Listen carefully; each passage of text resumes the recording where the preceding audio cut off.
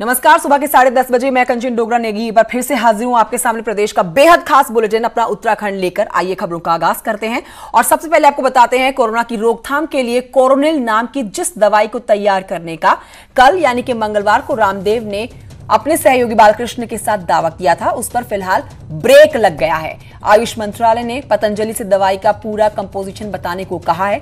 साथ ही उत्तराखंड सरकार के राज्य लाइसेंसिंग अथॉरिटी से भी मांग की गई है कि वो इस प्रोडक्ट के लिए लाइसेंस और उसकी मंजूरी से संबंधित दस्तावेज भेजे। इधर पतंजलि से जुड़े हुए आचार्य बालकृष्ण रहने उनका कहना है कि आयुष मंत्रालय ने जो सवाल जवाब किए हैं वो दरअसल कम्युनिकेशन गैप होने की वजह से हुए हैं और मंत्रालय को इसकी पूरी जानकारी दे दी गई है।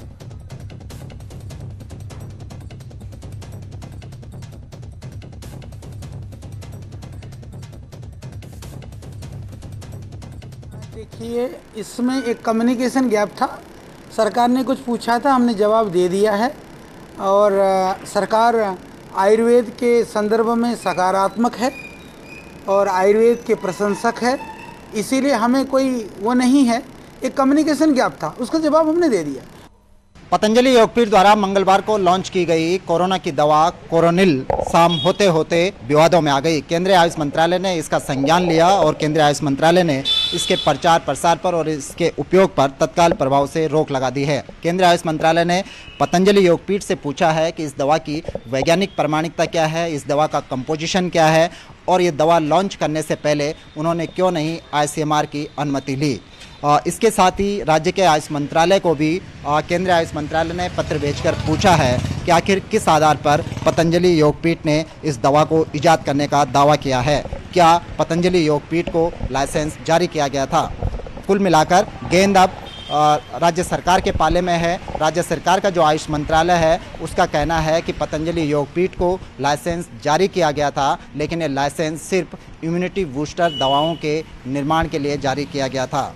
पतंजलि राज्य के आयुष मंत्रालय ने पतंजलि योगपीठ को पत्र भेजकर ये पूछा है कि उन्होंने किस आधार पर कोरोना की दवा इजाद करने का दावा किया है। इस पूरे मामले में राज्य सरकार के कुछ लोग भी सवालों के घेरे में हैं, जो इसका जोर शोर से प्रचार प्रसार कर रहे थे। कोरोना काल में ICMR के प्रोटोकॉल के तहत ही मेडिसिन की दवाइयाँ या स्वास्थ्य विभाग की एक्टिविटीज़ आगे बढ़ती हैं, लेकिन बाबा रामदेव द्वारा जिस तरह से ICMR को दरकिनार कर इस दवा को लॉन्च करने का दावा किया है वो जरूर सवालों के घेरे में आता है। कैमरा पर्सन भरत शर्मा के साथ सुनील नौप्रभात, न्यूज़ 18 देहरादून। अब आपको स्वास्थ्य विभाग में हुए बड़े फेरबदल की जानकारी दे दें, जिसमें 7 जिलों के CMO समेत 35 का तबादला हो चुका है। CMO हरिद्वार, टिहरी, पौड़ी, नैनीताल बदले गए हैं। चमोली, US नगर और अल्मोड़ा के CMO का भी तबादला हुआ है।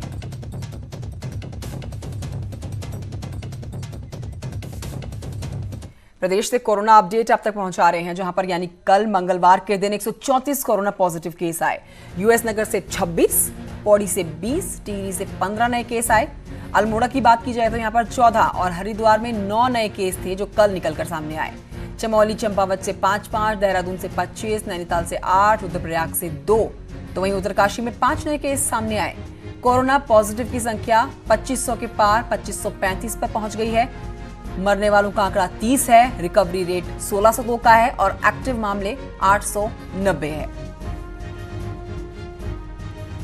बदलते हुए प्रदेश के मौसम की अब बात करेंगे, जहां पर उत्तराखंड के मौसम की बात करते हुए आपको जानकारी दे दें कि मौसम विज्ञान केंद्र ने अलर्ट जारी किया है भारी से बहुत भारी बारिश का। लगातार बारिश प्रदेश में जारी है। मानसून दस्तक दे चुका है, लेकिन अब अलर्ट जो हुआ है और तेज और भयंकर बारिश होने का मौसम विज्ञान केंद्र की तरफ से 26 जून तक होगी ये भारी बारिश। आज से 26 जून तक प्रदेश के अधिकांश हिस्सों में होने वाली है ये भारी बारिश, जिसमें नैनीताल, पिथौरागढ़, उधम सिंह नगर शामिल है। यहां पर अलर्ट जारी किया गया है। तो वहीं देहरादून, रुद्रप्रयाग और टिहरी में भी भारी बारिश की आशंका है। 48 घंटों में पूरे प्रदेश को कवर कर लेगा मॉनसून, जो कि पहले ही दक्षिण पश्चिमी एरिया में दस्तक दे चुका है।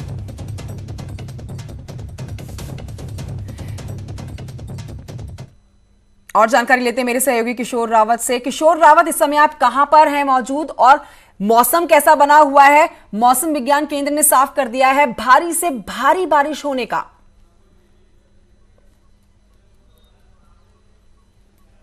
देखिए कंचन, फिलहाल मैं देहरादून से करीबन 20 किलोमीटर दूर आउटर में हूं और अगर स्थिति देखें तो देहरादून के आसपास के इलाके और खुद देहरादून में ही काफ़ी देर रात से अगर बारिश की बात करें तो लगातार बारिश चल रही है। और दूसरी तरफ मौसम विज्ञान केंद्र ने जो अलर्ट जारी किया है उसमें 24 यानी आज से 26 जून तक भारी से भारी बारिश का अलर्ट जारी किया है। इसमें तमाम प्रदेश के ज़्यादातर इलाके गढ़वाल और कुमाऊं के हैं।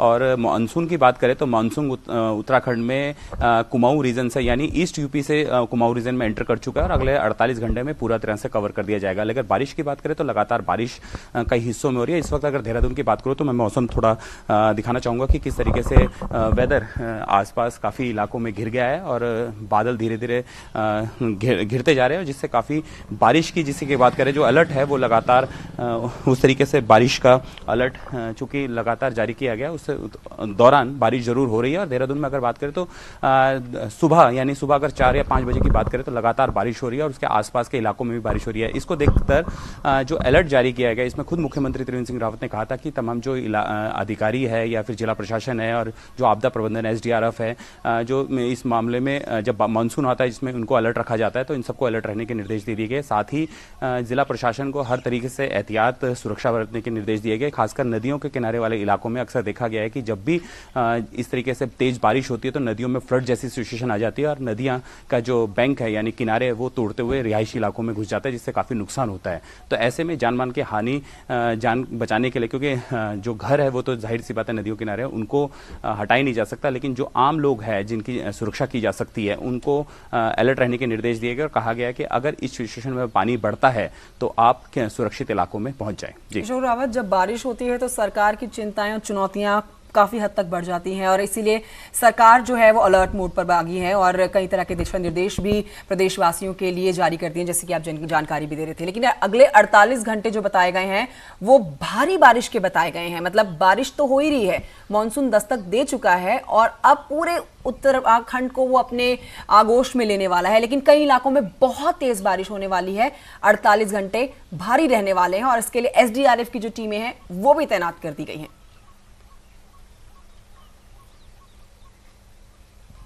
बिल्कुल निश्चित तौर पे, क्योंकि अगर पिछले 2010 से अगर कंटिन्यू देखें 2020 तक के अभी क्योंकि मौसम आया है, लेकिन 19 तक की अगर बात करें तो बारिश ने काफ़ी तबाही मचाई है। बहुत सारे ऐसे इलाके हैं जहां पर बारिश की वजह से फ्लड जैसी सिचुएशन आई है। उत्तरकाशी की अगर बात करें तो मोरी इलाके या फिर उससे ऊपर वाले आराकोट की बात करें तो पिछले साल जिस तरीके से वहाँ पर फ्लड आया था उससे काफ़ी नुकसान हुआ था। उसके साथ ही केदारनाथ आपदा से लेकर रुद्रप्रयाग, उत्तरकाशी, पिथौरागढ़ और तमाम चमोली के इलाके ऐसे होते हैं जहां पर बारिश का सबसे ज़्यादा असर होता है। और जब भारी बारिश होती है, जिस तरीके से अलर्ट जारी किया उसमें क्लाउड बर्स्ट की बात की जाती है। दरअसल क्लाउड बर्स्ट साइंटिफिक नाम तो नहीं, लेकिन उसमें ये कहा जाता है कि 100 mm तक यानी 100 सेंटीमीटर तक अगर बारिश हो रही है 100 mm तक तो उसको क्लाउड बर्स्ट की सिचुएशन यानी भारी से भारी बारिश के बारे में कहा जाता है। तो ऐसे में जलभराव ज्यादा होता है ऊपरी इलाकों में, खासकर जब पहाड़ी इलाकों से पानी अलग अलग धाराओं से नदियों में पहुंचता है और जिस तरीके से फ्लडिंग आती है, क्योंकि कंस्ट्रक्शन का काम चल रहा है और कंस्ट्रक्शन के काम के कारण जो पहाड़ है वो कमजोर जरूर हो गया, उससे फर्क ये पड़ जाता है कि लैंडस्लाइड की ज्यादा घटनाएं बढ़ जाती है। और जब पानी ज्यादा आता है, मलबा और पानी जब मिक्स होता है तो वो फ्लड का सिचुएशन करता है, जिस तरीके से आराकोट में पिछले साल हुआ था। तो ऐसे में ये सिचुएशन काफी क्रिटिकल हो जाती है। इसमें लोगों के लिए ये सबसे बड़ी दिक्कत हो जाती है क्योंकि लोगों ने ज्यादातर अपने घर नदियों किनारे बनाए हैं और नदियों किनारे बनाने के कारण नदियों का इंक्रोचमेंट किया है। ऐसे में खतरा उनके लिए ज्यादा हो जाता है। और इसके साथ ही रिहायशी इलाके में जहां पे सीवरेज सिस्टम अभी चल रहा है, जैसे देहरादून की अगर बात करें तो देहरादून में स्मार्ट सिटी और कई कंस्ट्रक्शन के काम चल रहे हैं, सड़कों के काम चल रहे हैं और किशोर वो तबाही वो त्रासदी हम देख भी चुके हैं जिसमें भारी जानमाल का नुकसान हुआ था प्रदेश में। फिलहाल आपका इस जानकारी के लिए शुक्रिया।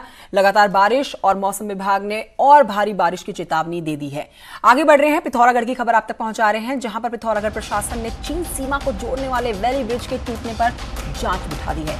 मुंशियारी SDM को पूरे इलाके की जांच के आदेश दिए हैं। यही नहीं, चीन सीमा पर ट्रॉली के साथ पोकलैंड मशीन पहुंचाने वाले ठेकेदार के खिलाफ FIR दर्ज की गई है। प्रशासन कह रहा है कि ठेकेदार से भी वैली ब्रिज टूटने से हुए नुकसान की भरपाई की जाएगी। वैली ब्रिज टूटने के बाद BRO ने फिलहाल सेनर नाले पर एक पैदल रास्ता तैयार किया है और हफ्ते भर में भीतर ही ये पुल जो है बनाने का काम पूरा करने का दावा भी किया है BRO ने।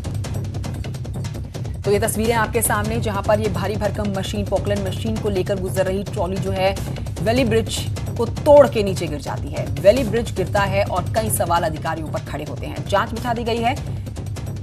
एक काम चलाओ तरीके से छोटा सा रास्ता निकाला गया है, लेकिन बीआरओ दावा कर रहा है कि हफ्ते भर में ये जो ब्रिज है दुरुस्त करके पहले की तरह सुचारू तरीके से चालू हो जाएगा। जांच टीम गठित कर दिया है एसडीएम साहब का अध्यक्षता में, और उसमें एक एफआईआर भी हमने दर्ज कर दिया है संबंधित ठेकेदार के विरुद्ध कि उनकी वजह से जो है राजकीय संपत्ति को क्षति पहुंचा हुआ है और इस आपदा की घड़ी में जो है वहां पर यातायात बाधित हुआ है। हालांकि वहां पे हम लोगों ने अस्थायी रूप से एक फुट ट्रैक निर्माण करने के लिए बीआर को। राज्य में पुलिस भर्ती को लेकर लगातार संशय बना है। इसी पर आपको बताएं कि अब आरटीआई से मिली जानकारी एक चौंकाने वाले खुलासे को करती हुई देखी गई। आरटीआई से खुलासा हुआ है कि राज्य में कांस्टेबल पद के लिए तो पोस्ट ही नहीं है, कैसे इन पदों पर भर्ती होगी।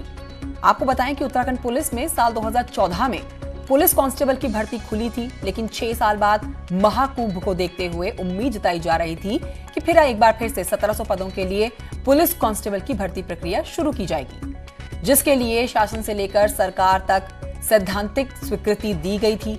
लेकिन आरटीआई द्वारा मिली जानकारी के बाद अब भर्ती पर सवाल उठने लगे हैं।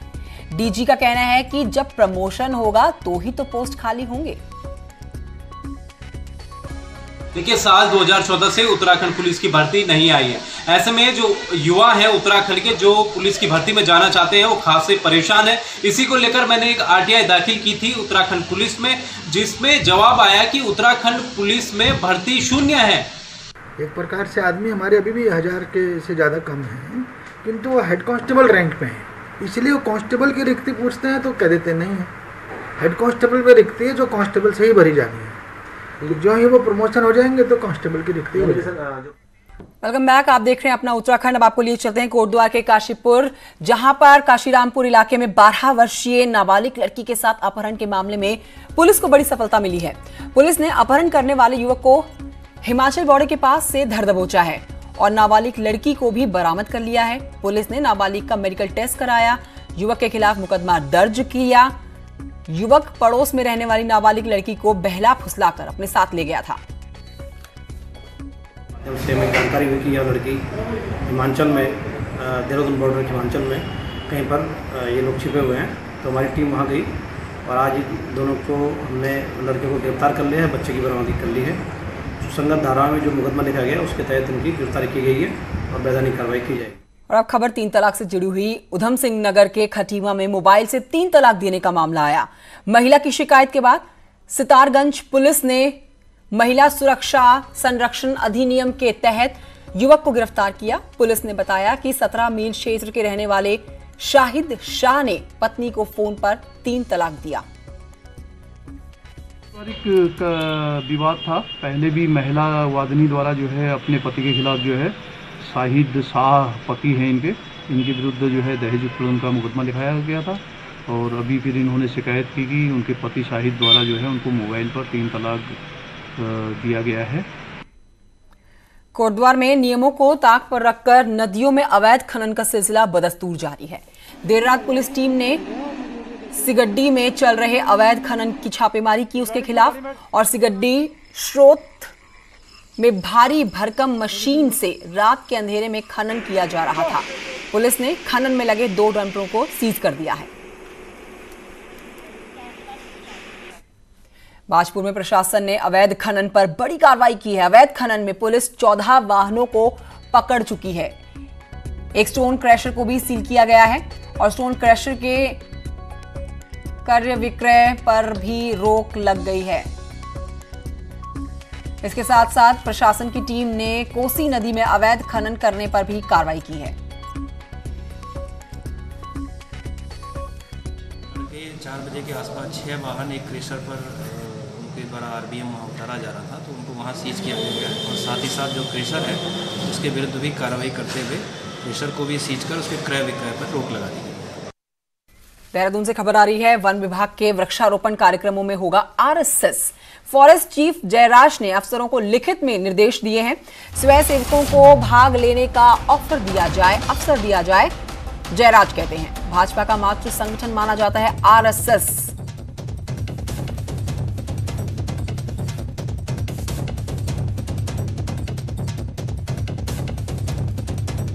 और आपको बताते हैं कुमाऊं के पर्वतीय जिलों में वन विभाग लाखों की संख्या में हर वर्ष वृक्षारोपण करता है और इस बार भी हरेला पर्व पर वन विभाग 16 लाख पेड़ों का रोपण करने जा रहा है, जिसके लिए तैयारियां कर ली गई हैं।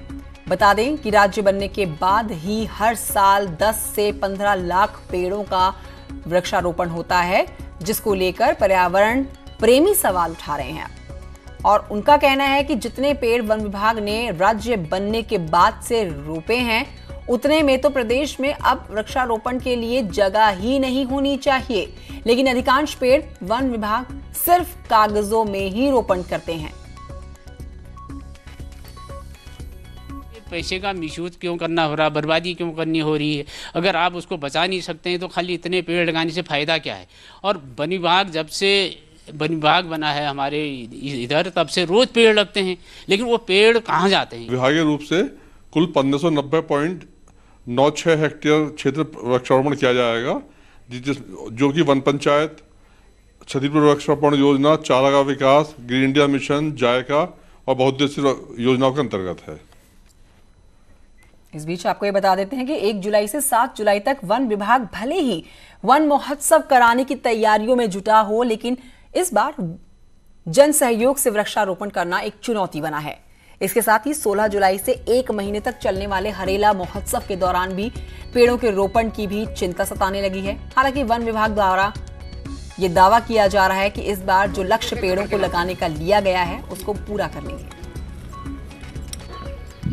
इन्वॉल्वमेंट कम होगा, लेकिन साथ ही हम लोग ये सुनिश्चित कर रहे हैं कि सभी नियमों का पालन करते हुए सब अलग अलग रूप में सभी अपने क्षेत्रों में मतलब ज़्यादा से ज़्यादा पौधों का रोपण हो। इसके लिए हम लोग विभागीय नर्सरी से पौध भी उपलब्ध करा रहे हैं। खबर पौड़ी से है, जहां पर महिला नर्सिंग कॉलेज का निर्माण पूरा होने के बावजूद 5 सालों बाद भी उसका संचालन शुरू नहीं हो सका।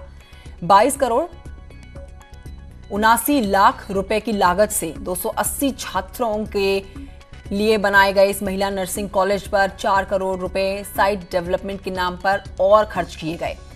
पहले निर्माणदायी संस्था और फिर स्वास्थ्य महकमे की लापरवाही से आज ये एक शो पीस बनकर रह गया, जिसका खामियाजा सिर्फ नर्स बनने का सपना देख रहे युवाओं को भुगतना नहीं पड़ रहा है, बल्कि अस्पतालों में पहुंचने वाली जनता भी इसका खामियाजा भुगत रही है। मेरी जानकारी है, मैं खुद जाके मैंने वहाँ पे देखा, निर्माण का इसका अंतिम चरण में पूरा नहीं हुआ है, तो जब वो निर्माण कंप्लीट हो जाएगा उसके बाद ही हैंडओवर होगा। बाकी उसकी मान्यता के बारे में तो मुझे पूरी जानकारी नहीं है, उसको मान्यता मिली या नहीं मिली। खबर आ रही है देहरादून से, जहां के IT पार्क क्षेत्र में एक घर में मॉनिटर लिजर्ड घुस गया। इससे घर में रह रहे लोगों में हड़कंप मच गया। मौके पर पहुंची फॉरेस्ट की टीम ने मॉनिटर लिजर्ड को रेस्क्यू किया। तो ये घर के अंदर की तस्वीरें, जहां पर ये लेजर जो है वो घुस जाती है और इसकी जानकारी ज्यों ही वन विभाग को दी जाती है, पूरी टीम पहुंचती है और फिर इस मॉनिटर लिजर्ड को पकड़ लिया जाता है। बेहद खतरनाक ये, और इसको देख घर के तमाम लोग डर भी गए। वहीं आपको बताएं कि कॉर्बेट टाइगर रिजर्व से वन्यजीव प्रेमियों के लिए एक अच्छी खबर है। यहां पर हाथियों की गिनती में हाथियों की संख्या बढ़ गई है। हाथियों की इस कुनबे की गिनती को 6 से 8 जून में किया गया था और इस बार यहां हाथियों की जो संख्या है उसमें 20% वृद्धि दर्ज की गई है। हाथियों की संख्या 1200 से अधिक हो गई है। 2015 की गणना में यहां 1035 हाथी पाए गए थे। कॉर्बेट टाइगर रिजर्व में अभी इसी माह 6 से 8 जून तक हाथियों की गणना का कार्य भी किया गया है, जो कॉर्बेट के सहित पूरे राज्य में किया गया है और डेटा एनालिसिस का काम भी उसका पूरा हो गया है और उसको भी मुख्य वन्यजीव प्रतिपालक कार्यालय भेज दिया गया है। जो ओवरऑल स्टेट का डेटा है वो उसी स्तर से जारी किया जाएगा, परंतु कॉर्बेट टाइगर रिजर्व में लगभग 20% जो है हाथियों की संख्या में बढ़ोतरी। तो वहीं दूसरी तरफ आपको बताएं कि उत्तराखंड के राजाजी टाइगर रिजर्व में 3 सालों से चल रही 5 बाघों को लाने की योजना की इस साल शुरुआत हो जाएगी। अक्टूबर में राजाजी टाइगर रिजर्व में कॉर्बेट लैंडस्केप से पहला बाघ शिफ्ट किया जाएगा। NTCA ने इसके लिए 40 लाख रुपए की दूसरी किश्त जारी कर दी है। पिछले वित्तीय वर्ष में टाइगर के लिए एक रिलीज़ के लिए बाड़ा भी बनाया गया है, जो कि मोतीचूर रेंज के अंतर्गत है और वहीं हमने अभी प्लानिंग की है कि अक्टूबर में फर्स्ट मेल टाइगर हम लाकर उसी एरिया में रिलीज़ करेंगे, जहां पे हमारी 2 टाइगर्स अभी सामान्य तौर पे विचरण भी करती हैं। इसके अलावा टाइगर छोड़ने से पहले भी हमारे को ग्राउंड पे बहुत सारी तैयारियां करनी है, जो कि ट्रेनिंग्स हमने ऑलरेडी स्टार्ट की हैं। केदारनाथ धाम की तरह अब भगवान बद्रीनाथ धाम को भी भव्य स्वरूप में बनाने का मास्टर प्लान तैयार किया गया है। ये मास्टर प्लान मुख्यमंत्री के सामने रखा जाएगा। भगवान बद्रीनाथ धाम के सौंदर्यीकरण और विकास पर मुख्यमंत्री त्रिवेंद्र सिंह रावत कह चुके हैं कि हमेशा किसी भी बड़े काम की शुरुआती दौर जो होती है उसमें आलोचना जरूर होती है, लेकिन जब वो पूरा हो जाता है तो उसे लोग सराहने लगते हैं।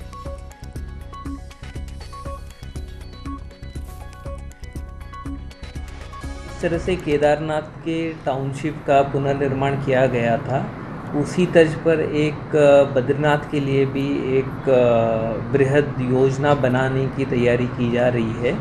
ये अभी बहुत ही प्रिलिमिनरी स्टेज पर है। इसके संदर्भ में जो डिस्कशन हो रहे हैं इसमें एक कंसल्टेंट्स को एंगेज किया गया हुआ है और वो कंसल्टेंट के द्वारा विविध विकल्प क्या हो सकते हैं इसके बारे में एक प्रिलिमिनरी प्रस्तुतिकरण विभाग को दे दिया गया है। लेकिन मैंने अपने सामाजिक जीवन में अनुभव किया है कि कोई भी काम हम प्रारंभ करते हैं तो शुरुआत में लोग उस पर विश्वास नहीं करते हैं, जब होने लगता है तो। केदारनाथ धाम में स्थित गुफाओं पर होने वाले काम को लेकर अब सवाल उठने लगे हैं। साथ ही उन गुफाओं में रहने वाले साधु संत अब बेघर होने जा रहे हैं। आपको बताएं कि केदारनाथ धाम में आज भी ऐसी गुफाएं हैं जहां साधु संत मोक्ष प्राप्ति के लिए इन गुफाओं में तप करते थे, लेकिन बीते साल बाबा के धाम में प्रधानमंत्री नरेंद्र मोदी के नाम से तैयार हुई मोदी गुफा के बाद स्थानीय प्रशासन ने केदारनाथ धाम में स्थित सभी गुफाओं में स्थित साधुओं को बाहर किया जा रहा है। इन गुफाओं को बाजारीकरण के लिए मॉडिफाई किया जा रहा है। और इन्हीं खबरों के साथ अपना उत्तराखंड बुलेटिन में इतना ही। आप देखते रहिए न्यूज़ 18।